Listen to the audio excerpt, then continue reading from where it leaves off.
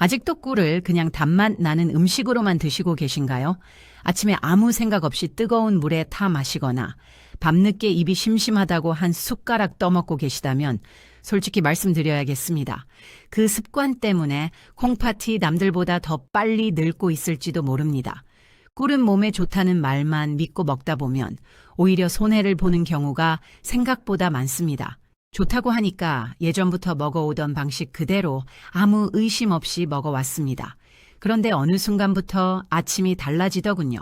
몸이 무겁고 얼굴이 쉽게 붓고 하루가 시작부터 피곤했습니다. 우리가 흔히 믿어온 상식이 하나 있습니다. 꿀은 천연이고 달기만 할 뿐 무조건 좋다는 생각 말입니다. 하지만 이 믿음 절반만 맞습니다. 꿀은 어떻게 먹느냐에 따라 약이 될 수도 있고 콩팥을 지치게 만드는 원인이 될 수도 있습니다. 잘못 먹은 꿀은 콩팥을 쉬게 하는 게 아니라 조용히 혹사시키고 있었다는 사실을 저는 뒤늦게 알게 됐습니다. 그래서 오늘은 이렇게 꿀을 먹으면 콩팥 노화를 늦출 수 있다는 이야기를 해보려고 합니다. 서울대 연구를 통해 밝혀진 꿀 한 숟가락의 힘, 그리고 여러분에게 꼭 필요한 신장 건강 이야기입니다. 어려운 말 없이 제가 직접 느끼고 바꿔본 경험을 중심으로 차분히 풀어드리겠습니다. 이 영상을 끝에 꿀을 끊어야 할지 말지 고민하는 대신 앞으로 어떤 시간에 어떤 방식으로 먹어야 콩팥을 덜 늙게 만드는지 분명한 기준 하나를 얻어가실 수 있을 겁니다. 아침이 가벼워지고 괜히 불안해하던 마음도 한결 놓이게 될지도 모릅니다.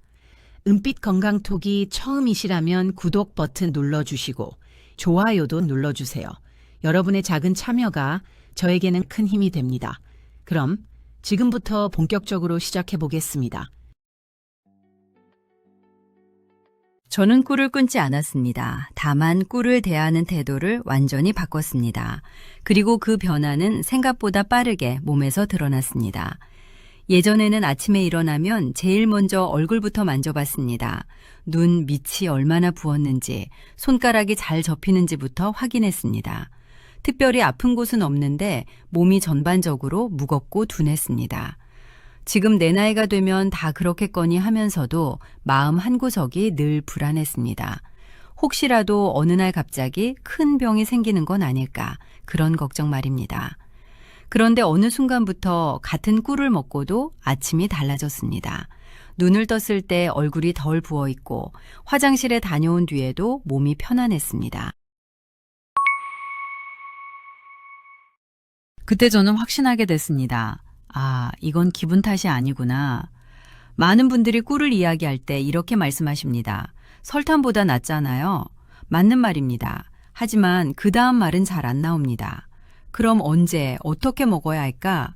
이 질문을 놓치면 좋은 재료도 몸에서는 제 역할을 못합니다. 자, 이제 중요한 이야기입니다. 콩팥은 참 착한 장기입니다.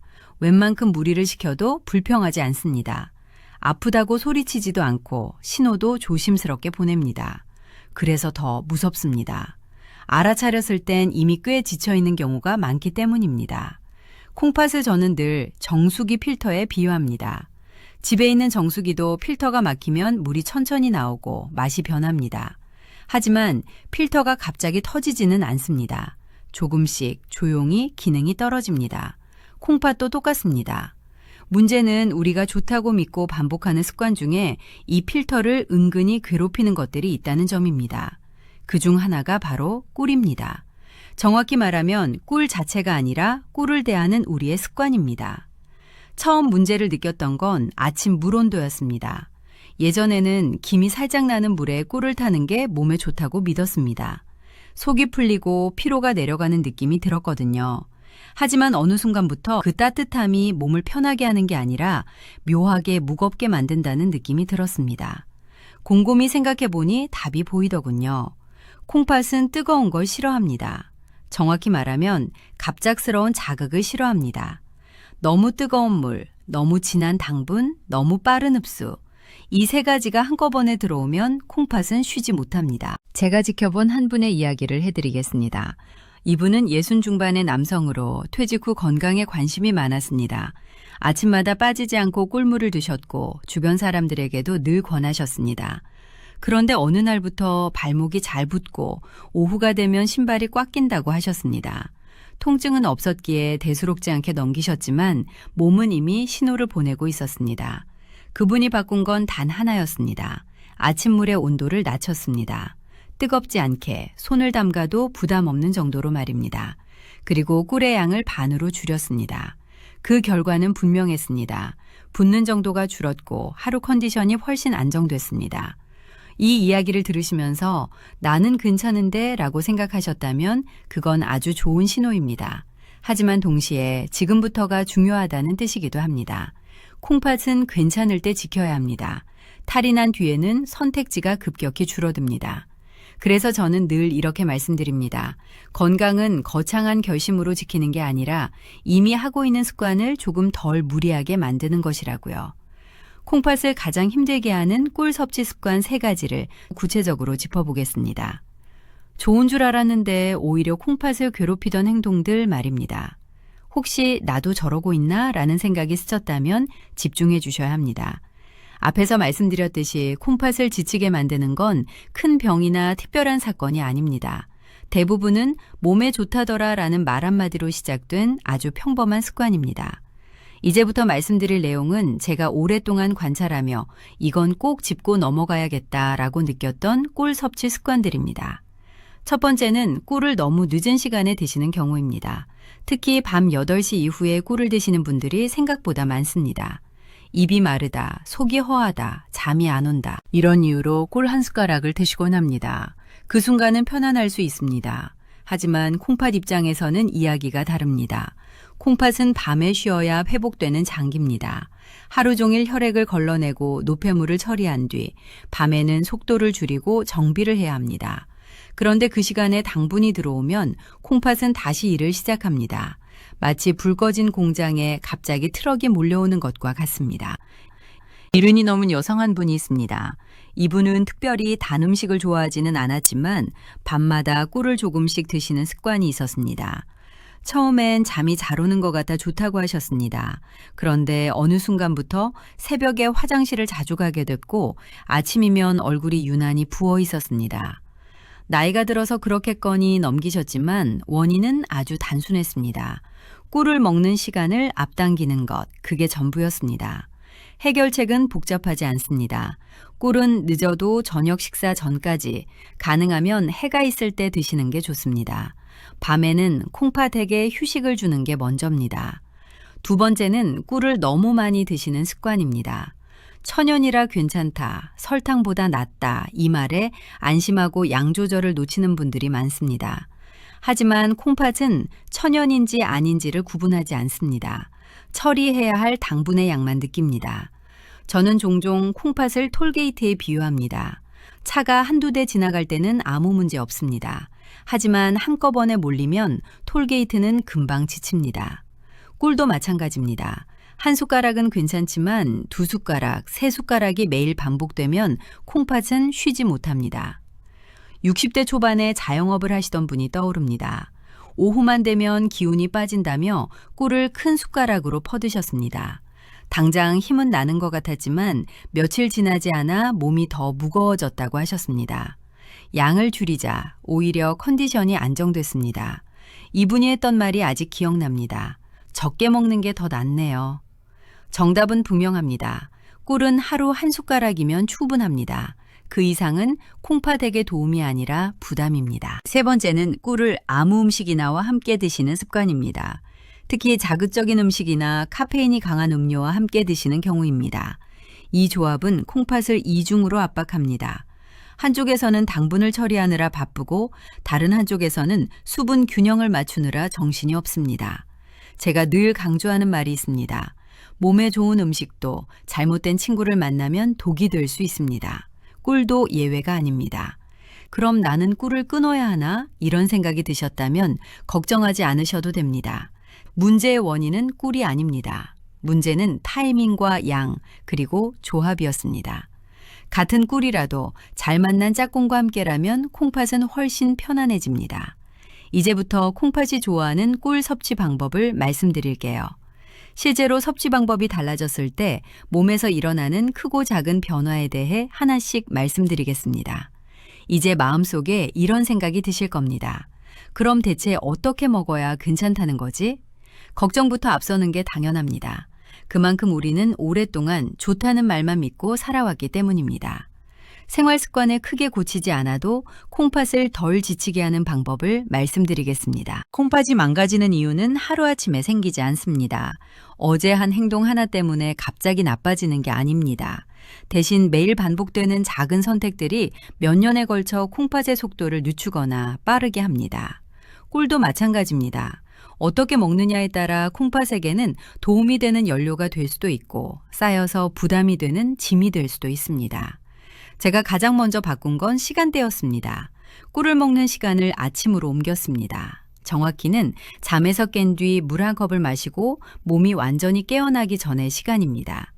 이때 꿀을 먹으면 몸은 당분을 에너지로 쓰려는 쪽으로 움직입니다.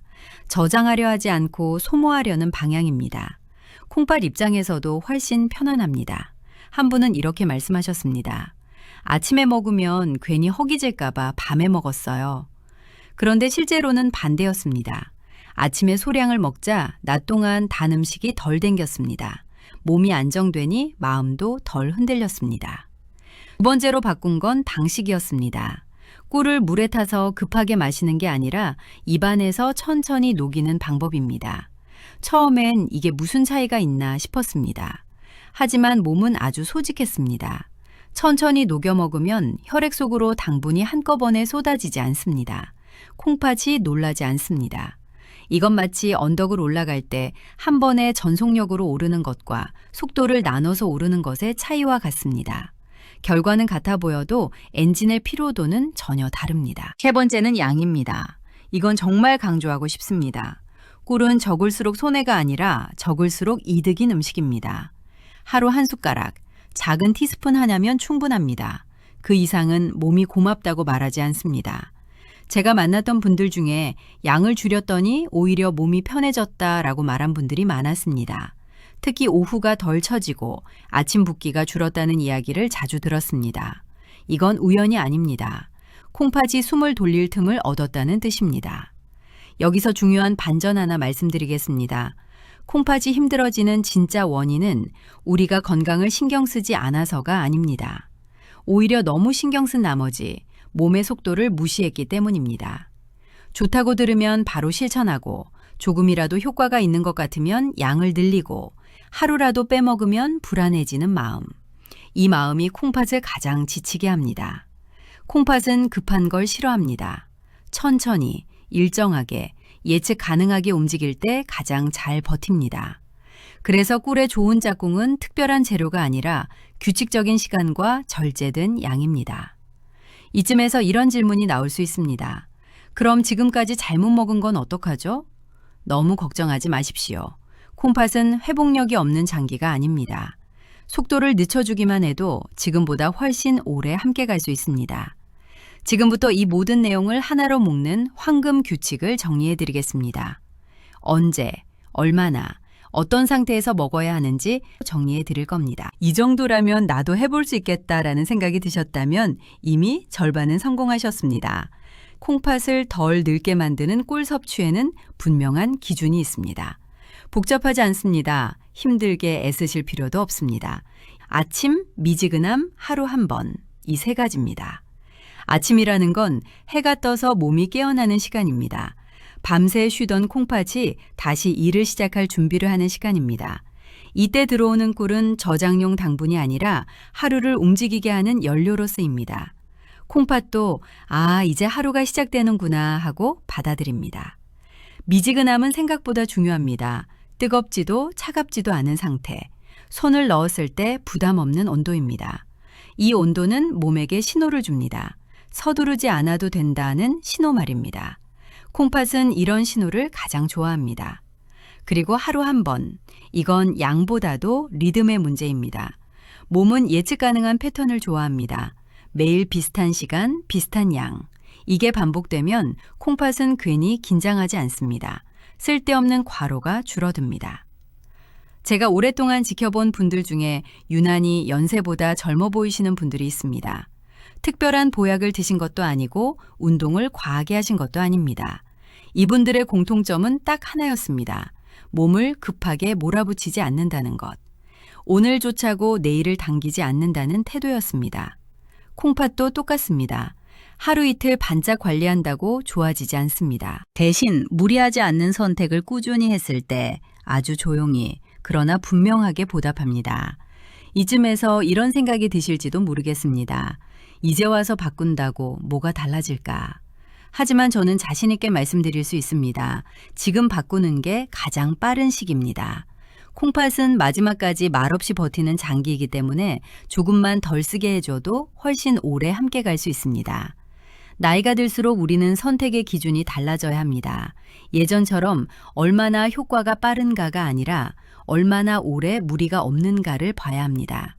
건강은 젊을 때는 힘으로 지키지만 노년에는 배려로 지키는 것입니다. 내일 아침을 한번 떠올려 보셨으면 합니다. 눈을 뜨고 물 한 컵을 준비하고 조급하지 않게 하루를 시작하는 장면 말입니다. 그 작은 선택 하나가 몇 년 뒤에 나를 바꿀 수 있습니다. 혹시 이 이야기를 듣고 떠오르는 분이 계신가요? 부모님일 수도 있고 형제일 수도 있고 아니면 지금의 나 자신일 수도 있습니다. 그렇다면 이 영상을 조용히 건네주셔도 좋겠습니다. 걱정의 말보다 이런 정보 하나가 훨씬 따뜻한 선물이 될 수 있습니다. 댓글로 나는 아침에 이렇게 해보겠다 한 줄 남겨주셔도 괜찮습니다. 서로의 선택이 서로에게 힌트가 됩니다. 구독은 더 오래, 더 천천히 같이 건강해지자는 약속이라고 생각합니다. 눈빛 건강톡은 앞으로도 길을 보여드리는 이야기를 하겠습니다. 오늘도 제 이야기를 끝까지 들어주셔서 고맙습니다. 내일의 몸이 오늘보다 조금이라도 편안하게 바라면서 영상 마치겠습니다. 건강하세요. 감사합니다.